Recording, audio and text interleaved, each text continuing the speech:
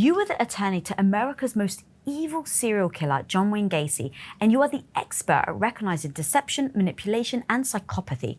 So in regards to P. Diddy, with all the accusations, how on earth do we know what is being covered up by money and power, what is emotional manipulation, and what is actually true?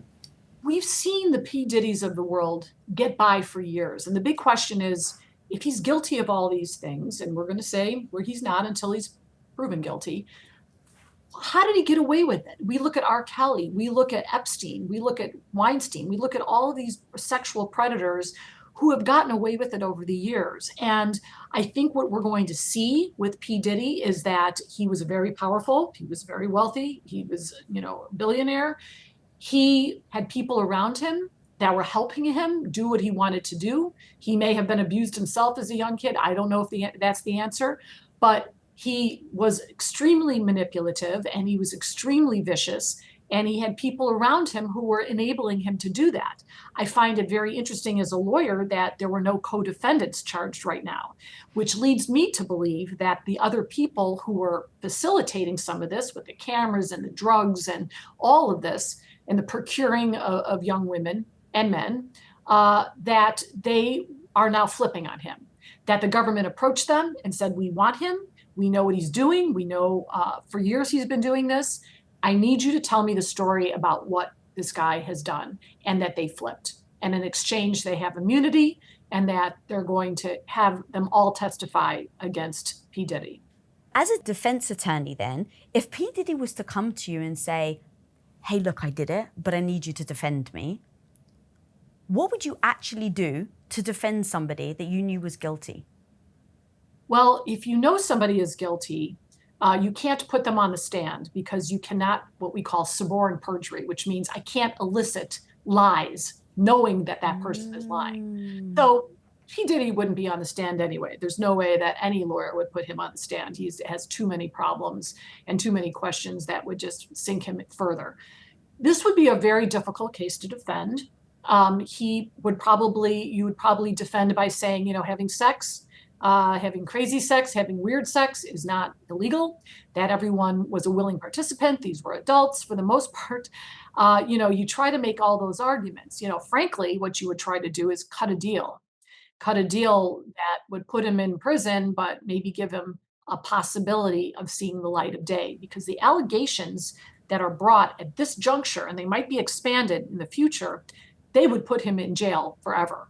There's a sex trafficking law, a federal law, that the minimum is 15 years and all the way up to life.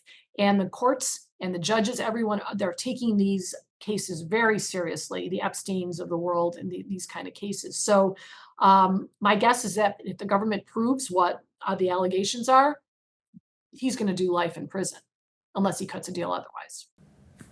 What do you think then about the potential witnesses and stuff? Why weren't they coming forward sooner or earlier? And why did it take this long for people to start speaking up, understanding witnesses and how they think?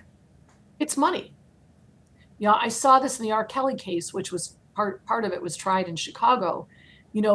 The decades of allegations, everyone knew he was doing all these things. Everyone in our community knew this stuff was going on. The parents of these girls were speaking out.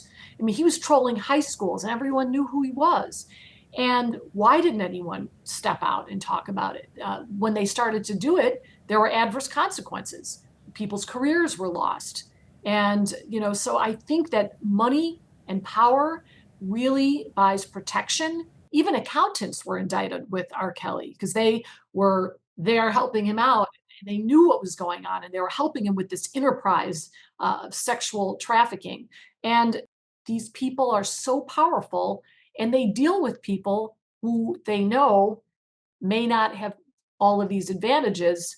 And so they know instinctively who to get to do their dirty work, because those people are needy in one way or another. I think we're going to see more and more of this. And I think the very brave victims are coming forward. And I hope we see more of this expose on these kind of people, because they exist and they will always exist. Having defended John Wayne Gacy, who was put to death but was known to kill 33 young boys and bury them under his house, there was so much time that you spent with him. And so you really did see the two sides of him, the lovely, the warmth, the kind, the charming, and then the manipulative, the lying, the toxicity on the other side. So in taking someone like P. Diddy, where I'd only ever seen one side, I'd seen him from, like everybody else, the rapper, the business mogul. And it was extremely hard and jarring to see this perception of what I had of him, and then seeing this video where he's literally kicking the shit out of a woman. I mean, it's so heartbreaking. And so it was very hard for me to put the two, understanding the two sides to somebody. Which actual side do we trust as being the authentic P. Diddy? I think that people in the know knew that this was going on. I think that he had people who maybe their sole job was to cover it up. And that woman in that video, which was really horrific, wasn't the only woman who was being hit. There was another girlfriend that he had, mother of several of his children, named Kim Porter, who he supposedly broke her nose and hurt her on many occasions. My guess is that he paid money to cover it up. My guess is that she wanted the support for her children, and she just kept her mouth shut about it for many, many years. She was found dead and unresponsive, and nobody really knows exactly what happened. There was one autopsy done saying she was poisoned. Another autopsy said she had pneumonia. There were calls to look into it again to see if he had something to do with her death, because she was getting ready to write a book, a tell-all book about her life with P. Diddy. And there were a number of other people who either got really sick at a young age and died around him. And if you Google that, people around P. Diddy who died, I'm not a conspiracy theorist, but there's a lot of coincidences there. Ooh. So if you were to take the prosecutor's side for one moment, and you're looking at all of this evidence, then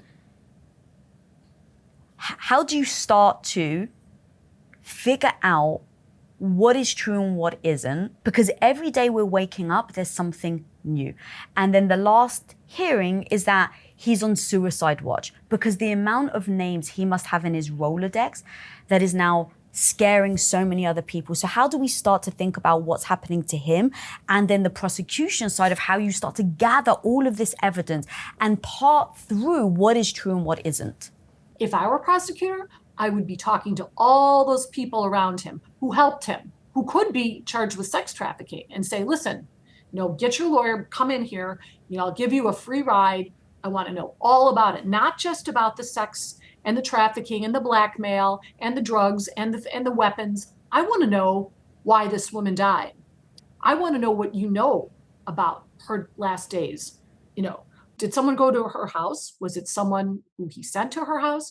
What about this other guy who was in a coma for 2 months and needed a new liver, who was the ex-husband of the girlfriend? How does he get sick? How does this other guy that he's in business with die suddenly in his 50s? Those are murders. We don't know if they're murders, and they've never been classified as murders. But if they are, their loved ones have a right to know that they did not die of natural causes, and they have a right to have a prosecution that's accurately reflecting who actually did this crime, if it is a crime. That's what I would do. I would escalate this to a higher level. And in situations like that, then when you're talking to people who have been around his inner circle, they really know all the secrets. You said money is definitely a big contributor to why people don't speak up. Assume that then he is in prison and he doesn't have access to money because all of his assets have been freezed. What other reasons would people do to not come forward and be honest about what's happened? I think that people are afraid still. I think Sean Combs was a very powerful man.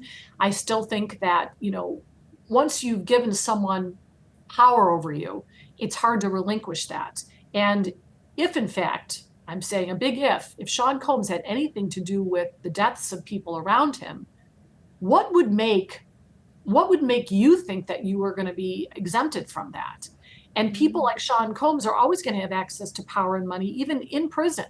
And we see this all the time, where someone in prison gets some con to go do his bidding on the outside. So I think there's going to be a lot of people who are still going to be frightened of coming forward and still embarrassed because maybe there are videotapes and things that are very, very compromising. And, you know, a lot of people don't want to get involved in that. So, but this case is bigger, in my view, than what we've seen so far. I think we're going to see charges expanded. I think if witnesses do not cooperate, they're going to be charged with him. I think we're going to see people coming forward with information that is going to be even more salacious and disturbing than what we already have. I think that there are going to be investigations into murder. And I think we're going to see that Sean Combs was even worse than what we know. Wow, thank you, Karen Conti, for that breakdown. It is utterly heartbreaking to think about how many women have been trapped by his web of manipulation and how many women have been impacted physically, emotionally, mentally. I mean, I used to be a massive fan of his, and but we women have got to start speaking up, got to start supporting each other.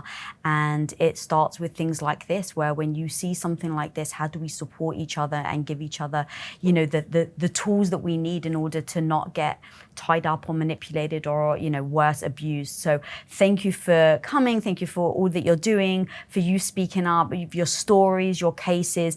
It is so valid and important. So where can people find you if they want to keep following you? You can go to my website, which is KarenConti.com, and my email is hello@KarenConti.com. I also have a radio show in Chicago that has some podcasted segments on WGN. You can Google WGN and Karen Conti, and I talk about all kinds of legal issues, both civil and criminal. All right, guys, stay tuned for more content on this topic. It's hard to deal with, but in real time, we're going to be covering it. So until next time, be the hero of your own life. Peace. If you enjoyed that, then make sure that you click right here, right now. Dr. Ramani, what are the subtle early warning signs that we can watch out for to spot if a narcissist is trying to trap us? So it's what happens to everyone in a narcissistic relationship. And there may be the devalue phase.